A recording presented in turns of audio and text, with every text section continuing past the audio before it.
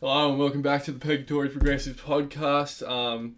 You're with me alone today. My friend Kai couldn't make the call today, so I thought I'd do a little weekend special for you blokes. You know, you guys have quite liked the podcast thus far, so it's only going to be a short one today, probably about 15 minutes, and I'm going to talk to you about the affordable housing epidemic and the aged care and vaccine kind of topic as a broad thing. So, first off, I want to start off with single parent housing. So, the Liberals introduced a single parent kind of housing scheme, I guess you'd call it. And they aimed to house 10,000 single parents over a 4 year period. So, the first problem with this is that there aren't 10,000 single parents in Australia. There's actually somewhere upwards of 1 million. So this cuts off the funding for these people to a very small minority. So I've got the figures here. People who are a part of the plan have to be in the Liberal electorate, of course, because they want to, campaign for voters. They want their votes, man, all that stuff. So they're giving it to people who earn anywhere between 85,000 to 125,000 a year. Now that is a major problem because single parents who are earning $85,000 to $125,000 a year is pretty good. They're doing pretty well. The people who are really in need of this affordable housing are the low income single parents that are really struggling out there. So, for instance, 30 grand a year, people, and 40 grand per annum workers, and they're not being catered to by the system, which is a really sad reality for us as a society, because it is incredibly hard to raise a child or multiple children when you're the only parent. You have to not only balance your career, which could be pretty long hours. Some people have some insanely long hours. But you also have to drive them to the soccer games or sport games. Sorry, I don't know why I said soccer. That was a little bit weird. You have to drive them to the sport games, school, help them with schoolwork, pay for all their supplies, and try and be a parent for them, And that is an insanely difficult task to manage as a single parent. And what would really help these people is to kind of forget about having to save up for a house, and that kind of feeds into the other schemes. So they've got Home Builder, First Home Super, and Saver Scheme, all of which borrow money from the taxpayer, and they give the money to a small amount of people, and it goes straight into their pocket.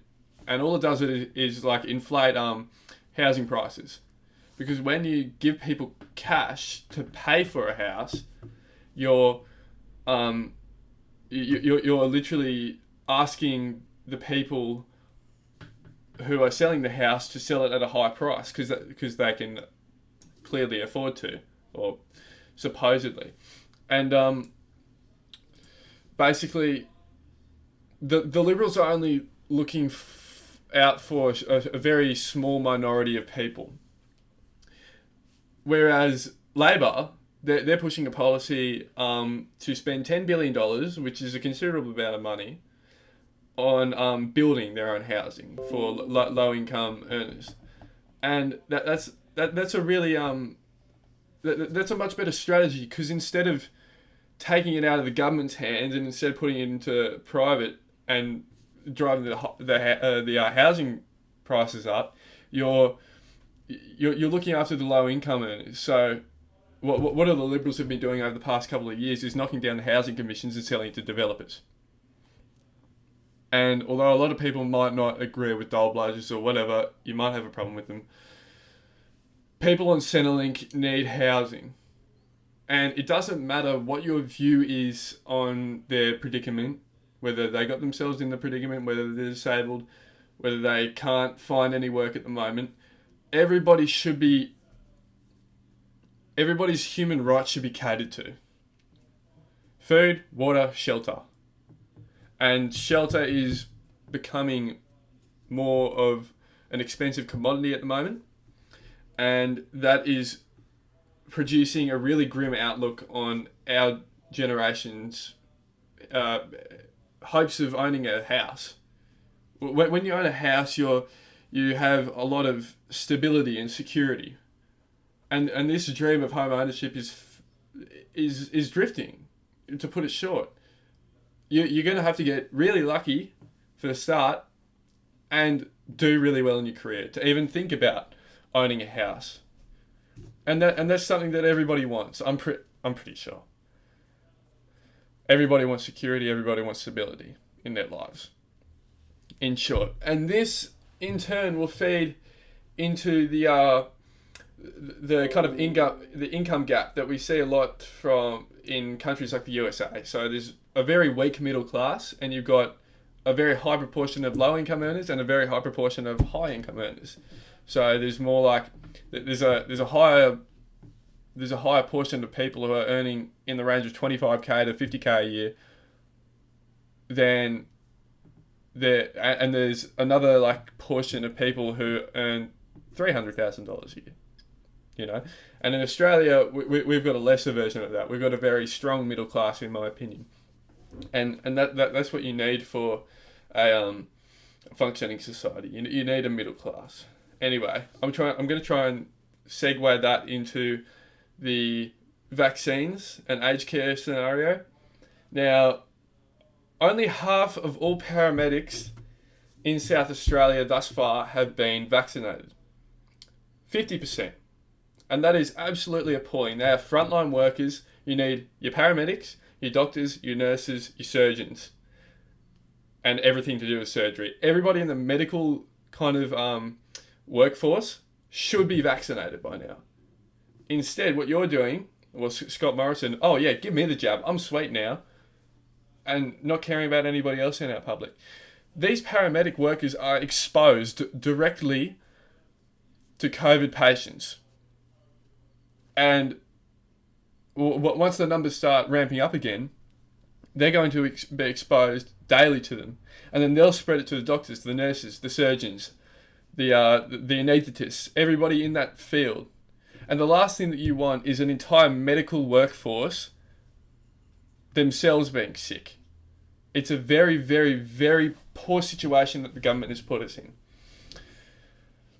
Anyway, I'm going to try and feed that into the aged care scene. So, Scott Morrison promised in aged care that everybody in the aged care scenario, including workers, would be vaccinated by Easter. As of July 29th, so 2 days ago, only 25% of carers have been vaccinated. When you only have a quarter of carers being vaccinated in such a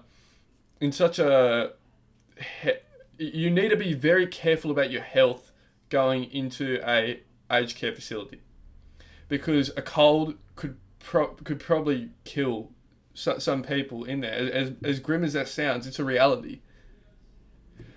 And when you get carers, especially amongst this pandemic, which is spreading like a wildfire, this Delta strain is incomprehensibly contagious. When that starts running through the aged care facility, there's going to be deaths. And the last thing that, well, I mean, people share different views on it, but it's a bad idea. I think everybody can agree that it's a bad idea to have people dying over something that could have been avoided. Also, everybody knows about this. It was in the news a while ago. 50% of people in aged care do not have enough food and are being malnourished due to abuse and mistreatment. And I believe that this stems from aged care workers being paid poorly. So if you didn't know, aged care workers are pitifully paid. They're not paid enough at all. They're working on an award rate of about $21.96 an hour. And for comparison, the minimum wage in Australia is $20.33. So these people are looking after some of the most fragile members of our public, and they're getting paid, to put it simply, fuck all for it. And these people work 9 hours. You need to have a nurse on duty 24/7 for these people. You need to clean up for them. You need to do a whole lot of stuff in that field, and they're getting paid around $43,000 a year if they're working 38-hour weeks. And it is such a messy scenario because we need to treat these people like we would say a doctor or a paramedic or a nurse, because they are looking after a significant portion of our population that still need caring. And right now they're being neglected by the government. So Scott Morrison also proposed a bit of a grant. So he said he'd give $3.2 billion to providers. However, the problem with that is that there's no strings attached. There's no guarantee that the people who he's giving the money to will use it for the benefit of their patients and workers. They could just be pocketing it. And they probably are pocketing it. Keep in mind, Scott Morrison also cut $1.7 billion from aged care